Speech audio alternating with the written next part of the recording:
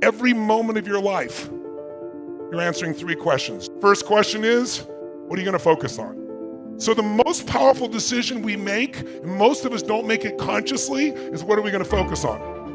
We don't focus on everything. We focus on a small number of things, and that's what we experience in life. Because you could be focusing right now on the blood rushing through your left ear or the touch of your clothes against your skin, but you don't. Most of what your brain does is distort, delete, and generalize. That makes life simple. And the problem is when you distort, delete, and generalize, you miss a lot of your life. And focus, write down, equals feeling. Whatever you focus on, you're going to feel, even if it's not true. If I asked you, there are 2 things you could focus on, what you have or what's missing. Which one do you spend more time focusing on? If your brain is constantly focusing on what's missing, how can you ever sustain happiness no matter how successful you become? It is impossible. What happens when you focus on what you have? You feel alive, you feel no scarcity, you feel joy. How many of you have lots of things in your life that if you focused on it, you could feel grateful for, you could feel excited about? How many got lots of things like this now? Say I. But it doesn't exist unless you focus on it. And we all have patterns of focus. Do you tend to focus more on what you can control or what you can't control, what's outside your control? What is someone going to feel who's constantly focused on what's missing and what they can't control?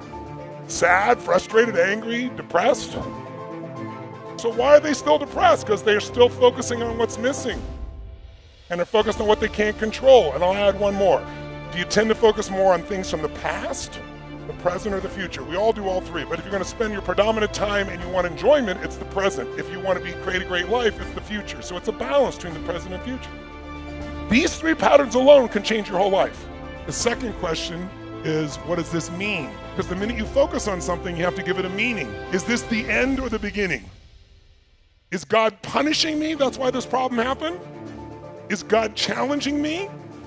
Or is this problem a gift from God? See, if you think it's the end of a relationship, are you going to feel the same way, act the same way as if you think it's the beginning of a relationship? Yes or no? No. The meaning changes the answer to the third question, which is, what am I going to do? Because meaning equals emotion. Whatever you give a meaning, you're going to have a feeling. If you think God is punishing you, you're going to have a very different feeling from that meaning than you think God is challenging you or this problem is a gift from God. These 3 questions are happening every moment of your life. And if you're not careful, they take control of you. We are the people that create the quality of our lives. We got to change what's going on here and here.